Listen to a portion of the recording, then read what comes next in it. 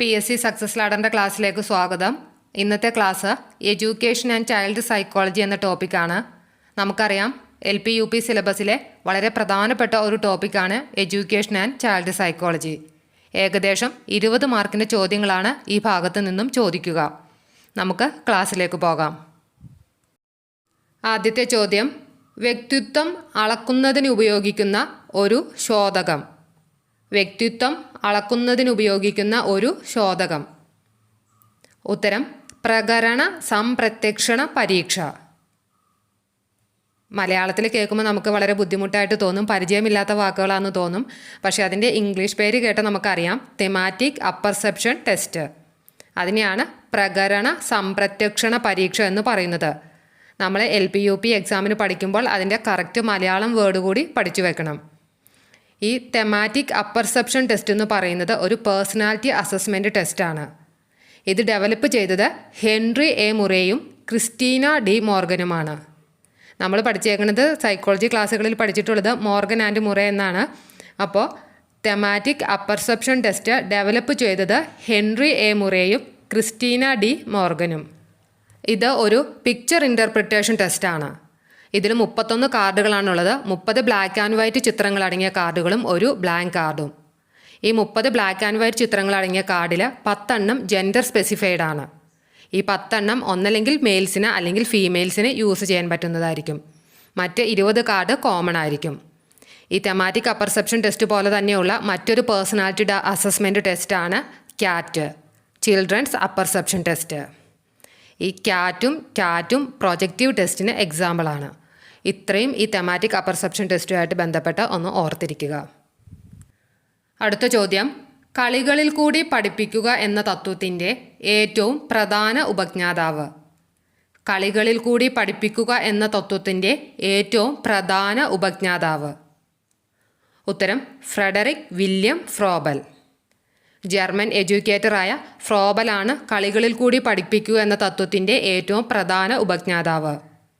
അദ്ദേഹമാണ് kindergarten education സിസ്റ്റത്തിൻ്റെ ഫൗണ്ടറായിട്ട് അറിയപ്പെടുന്നത്. കിൻഡർഗാർട്ടൻ എഡ്യൂക്കേഷൻ സിസ്റ്റത്തിൻ്റെ ഉപജ്ഞാതാവ് എന്നറിയപ്പെടുന്നത് ഫ്രോബലാണ്.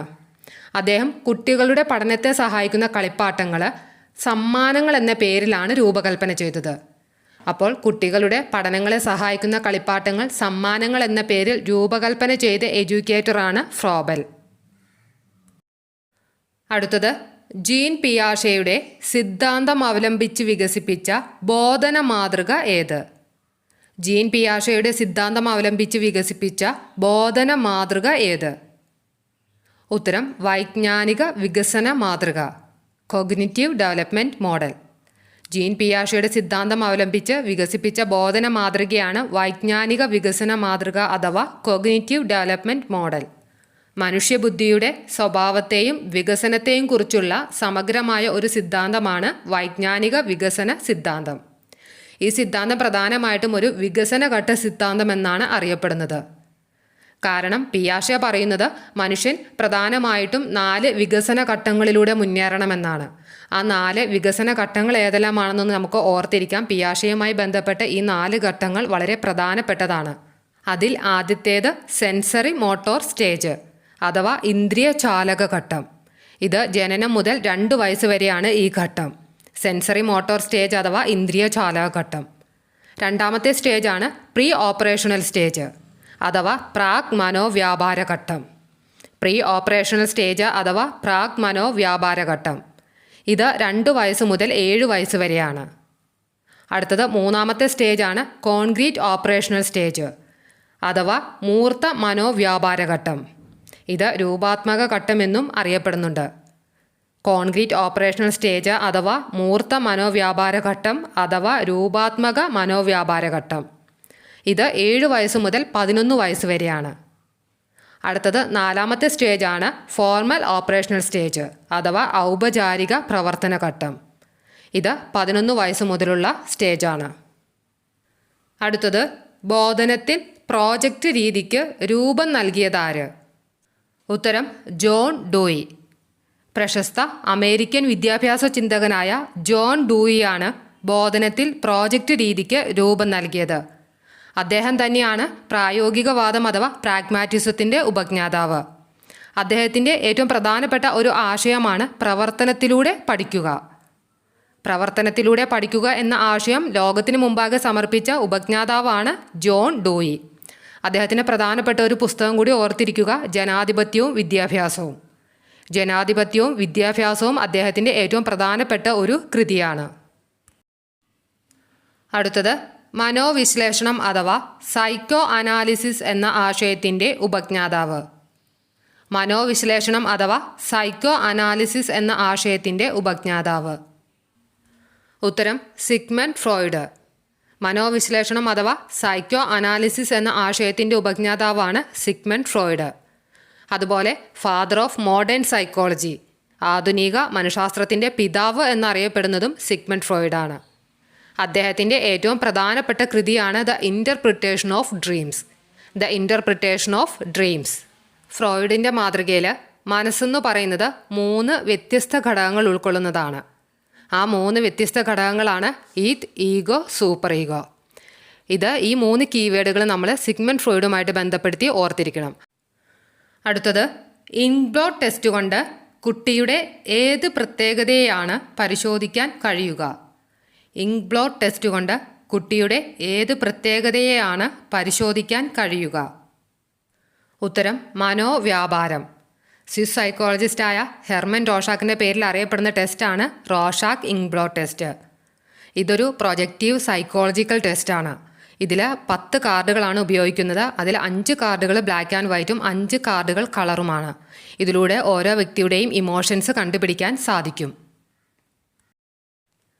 അടുത്തത് അസാധാരണത്വമുള്ള കുട്ടികളെ സമഗ്രമായി വിലയിരുത്തുന്നതിനുള്ള ഉപാധിയാണ്. അസാധാരണത്വമുള്ള കുട്ടികളെ സമഗ്രമായി വിലയിരുത്തുന്നതിനുള്ള ഉപാധിയാണ് കേസ് സ്റ്റഡി. അസാധാരണത്വമുള്ള കുട്ടികളെ സമഗ്രമായി വിലയിരുത്തുന്നതിനുള്ള ഉപാധിയാണ് കേസ് സ്റ്റഡി അഥവാ ഏക വ്യക്തി പഠനം. ഈ കേസ് സ്റ്റഡി അഥവാ ഏക വ്യക്തി പഠനം എന്ന് പറയുന്നത് കുട്ടികളുടെ ബിഹേവിയറിനെ കുറിച്ച് പഠിക്കുന്നതിനായി ഉപയോഗിക്കുന്ന ഒരു മെത്തേഡാണ്. അതായത് സാധാരണയിൽ നിന്ന് വ്യത്യസ്തമായി പെരുമാറുന്ന കുട്ടികൾ, അതായത് മാലഡ്ജസ്റ്റഡ് ആയിട്ടുള്ള ഒരു കുട്ടികളെക്കുറിച്ച് ആഴത്തിൽ പഠിച്ച് ചികിത്സ കണ്ടെത്തുന്ന പഠന രീതിയാണ് കേസ് സ്റ്റഡി അഥവാ ഏക വ്യക്തി പഠനമെന്ന് പറയുന്നത്. അടുത്തത് പ്രൊജക്റ്റ് പഠന രീതി ഏത് തത്വശാസ്ത്രത്തിൽ അധിഷ്ഠിതമാണ്? പ്രൊജക്റ്റ് പഠന രീതി ഏത് തത്വശാസ്ത്രത്തിൽ അധിഷ്ഠിതമാണ്? ഉത്തരം പ്രാഗ്മാറ്റിസം. പ്രൊജക്റ്റ് പഠന രീതി എന്ന് പറയുന്നത് പ്രാഗ്മാറ്റിസത്തിൻ്റെ അഥവാ പ്രായോഗികവാദത്തിൻ്റെ ഒരു കോൺട്രിബ്യൂഷനാണ്. പ്രാഗ്മാറ്റിസം അഥവാ പ്രായോഗികവാദം എന്ന് പറയുന്നത് പ്രവൃത്തിയിലൂടെ പഠിക്കുക എന്ന തത്വത്തെയാണ് ഫോളോ ചെയ്യുന്നത്.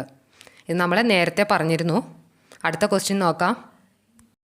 അടുത്തത് പഠന പ്രക്രിയകളെ ഒരു ശ്രേണിയാക്കി അവതരിപ്പിച്ച മനഃശാസ്ത്രജ്ഞൻ. പഠന പ്രക്രിയകളെ ഒരു ശ്രേണിയാക്കി അവതരിപ്പിച്ച മനഃശാസ്ത്രജ്ഞൻ.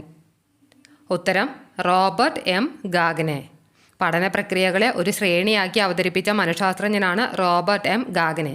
ഗാഗ്നെസ് ഹൈറാർക്കി ഓഫ് ലേണിംഗ് അഥവാ ഗാഗ്നെയുടെ പഠന ക്രമീകരണ ശ്രേണി. ഇതിൽ 8 സ്റ്റെപ്പുകളാണ് വരുന്നത്.